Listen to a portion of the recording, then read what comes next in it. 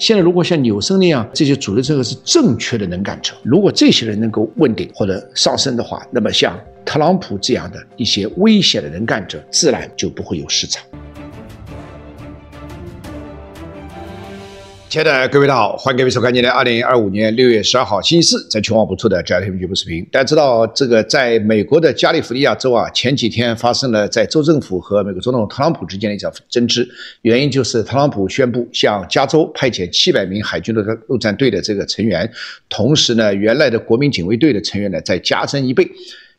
为什么呢？原来是当地出现了一些所谓的非法移民这个抗议被遣返的事件。那么这样一次本来在美国国内动用普通的警力就能解决的问题，结果这个变成了一个出动军队进行这个可以说是镇压的行动，所以一时激起千层浪，不但在宪政上存在很大的争议，而且在美国的这个联邦制的国家，在州政府和这个联邦政府之间也产生了很大的争议。同时呢，当然对特朗普本人的内在的价值观以及他未来要把美国带向何方，让人们看得更加清楚。同时当然间接的也推升了加州州长纽森他的个人的威望。现在有一种说法说，这个纽森有可能会问鼎2028年的美国总统的宝座。那如果是这样的话，这次在他和特朗普之间的争执可以说是大概为2028年美国政治的一个前景或者风景大概也提供了一个观察的指标。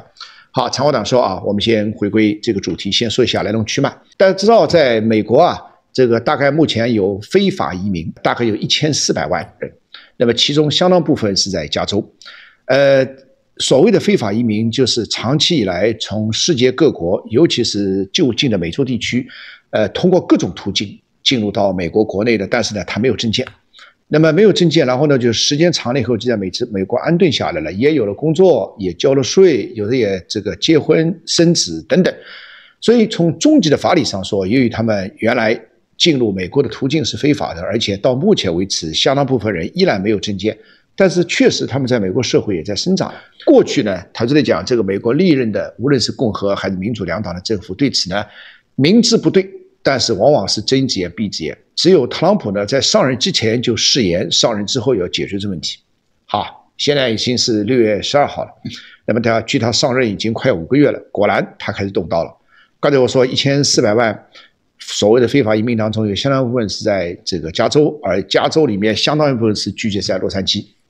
那么前一阵呢，在当地的加州，大家知道加州是民主党的大本营这个所以纽森本人也是民主党人，同时呢，这个加州素有自由主义的传统，但这个问题还是要解决的，所以当地的海关、当地的移民局开始出动一些力量呢，对非法移民要么进行登记，要么进行尝试遣返工作，然后呢就引起了那批所谓的非法移民的这个抗议。所以呢，一度呢在海关、民政移民当局和这些原先非法移民之间的一些争执或者一些纷争，但是这些示威游行也好，争执也好，大部分是和平进行的。好了，那么邦的一下，这个事儿报到了特朗普那里，特朗普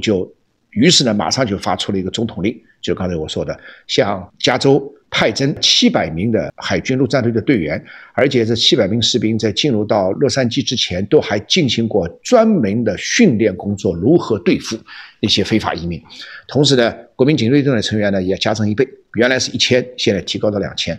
那么这个事儿呢，之所以引起争议呢，它大概只有下面几个点。第一个呢，它是1965年以来，也就是60年以来，在美国首次是一个地方政府没有要求的情况下，联邦政府向地方政府派遣那些国家公共力量。大家知道美国是一个联邦制的国家，它相当程度的这个州就是联邦州是拥有主权的。注意就像一个联邦国家一样拥有主权。联邦的国家，联邦政府只拥有一些国防外交等一些大权，相当部分的这个权力是下放到联邦州的。所以在这么一种央地关系，我们中国说央地关系，在美国的联邦政府和联邦州之间的权力有序分配，而且符合美国宪政原则的基础之上的这件事情，这是特朗普在加州政府没有要求的情况下，主动向加州派遣这个可以说是强力部门、强力力量，这是在1965年以后的第一次。第二个呢，这个说实在的也涉及到如果说刚才前面一点，坦率地讲是涉及到特朗普对于美国联邦制，也就是美国政治体制的一种干扰甚至破坏，当然这事儿可大可小。如果说在扩大的话，那么对我们来说就也是另外一个观察指标，就在特朗普的治理之下，未来美国的以前我曾经讲过，它的宪政机制啊，包括它的 federal state 啊，就它的联邦政府、联邦国家的机制会不会受到动摇，乃至受到摧残啊，这是一个非常重要的观察指标。那么由此呢，加州政府当然提出了抗议，提出了反对意见，然后特朗普呢还进行辩驳，说这是公共秩序的需要啊，这是非如此就不能恢复美国的这个所谓的这个公共秩序。好，那么由此在联邦制受到冲击的情况下，这个争议之外，由此引出了第二个争议，就是特朗普这次除了国民警卫队之外，向洛杉矶地区派征的700名海军陆战队的士兵是军队，不是警察。这个事儿应该是由警察来处理，警察是处理内部的社会治安，军队呢是处理对外的国防事务。所以且不说这是1965年，最近60年以来，在联邦州没有要求情况下，联邦政府第一次向联邦州派遣强力部队，可以说是相当少见的、非常罕见的，军队直接干预美国国内的社会秩序。洛杉矶大家可能记忆犹新，1992年发生过一次黑人骚乱事件，原因就是当时有几个黑人，然后遭到了这个美国警方的追捕，然后呢就这个被枪杀，枪杀之后呢，在洛杉矶当地的有色人种啊，尤其是黑人，就开始集体的血洗洛杉矶。这个事情发生在1992年的好像是4月底5月初，到现在过了30多年了，令人记忆犹新。但是即便是当时如此重大的社会骚乱，它反映的只是什么呢？反映了美国的黑白冲突，反映了美国的警方的执法的无度或者过度，但它本身不涉及到军队介入到美国国内的社会治安。那么这一次特朗普动用海军陆战队这个事儿呢，某种程度也可大可小。从特朗普的角度上来说，他是为了维护秩序，维护秩序在他的角度上脑子里来说，就是可以动用一切手段，只要秩序能够得到恢复。但是从美国当地的无论是这个联邦和地方，联邦政府和联邦州的有序的权力分配，还是美国的宪政法治所规定的情况呢，坦率地讲，这个军队是不可以干预内部的社会治安事件，这可以说是闻所未闻、绝无仅有的事情。那么这个与其说是偶然，还不如说是某种程度反映了特朗普深层价值观当中的必然。这个大家一想就可以明白了，其实他是要动用一切手段来实现他心中的所谓的有秩序的状态，而不惜一切代价。这个代价可能是动用军队，这个代价可能是摧毁宪政，这个代价可能是动摇美国的政治体制。所以这件事情可大可小啊。所以那么现在虽然这几天由于军队的出现，国民警卫队的加强，所以当地的这个非法移民的这个抗议事件在慢慢的在消缓，但这件事情对于美国的深层次的影响是巨大的，是挥之不去的。它的深层次的影响至少不亚于哈佛大学受到美国政府的干预啊。那么一个是学术，一个是美国的联邦体制，同时呢军队干预内政啊。所以这两件事其实我觉得，一个哈佛大学，一个美国加州的事情，虽然最近从新闻的热度上，从看热闹的角度上略有下降，但是从深层次的角度说，这件事情一点都没完，只不过新闻媒体按照热度啊报道的这个密度有所下降而已。第三个呢，这件事情可能会产生一个副作用，就它反而是会推升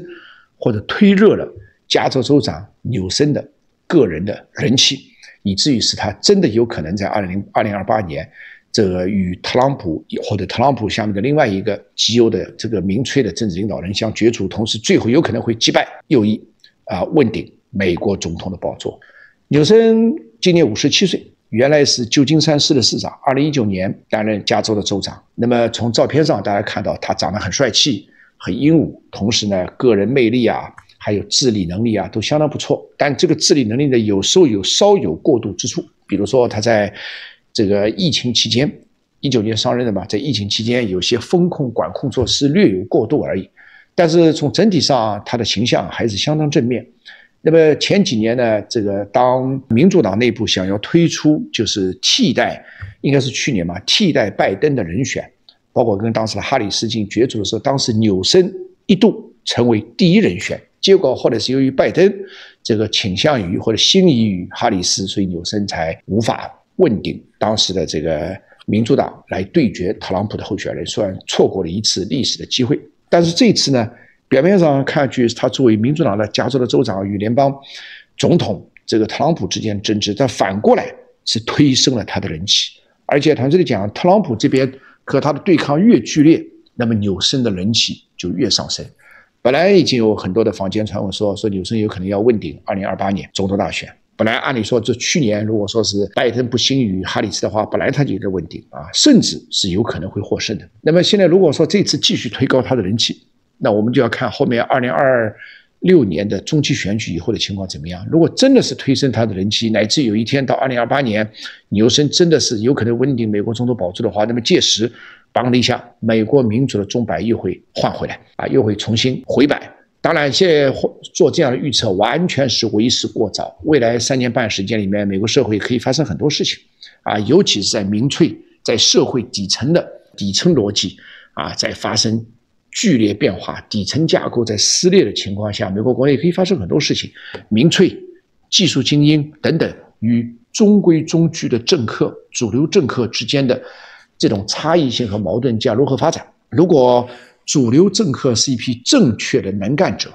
就像纽森那样，比如说啊，那么之前我所分析和预言的那样，像特朗普乃至像马斯克这样的一些危险的能干者，原来的主流是正确的无能者，对不对？现在如果像纽森那样，这些主流政客是正确的能干者，既正确又能干，两者兼有了，那么如果这些人能够问鼎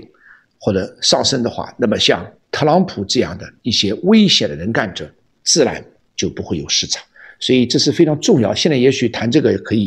以说是还是为时过早，但是我从一个理论逻辑和学术的角度，我愿意提出这么一个观察的指标，供大家一起思考。好，非常感谢各位关注，明天同时间我们再见，谢谢大家。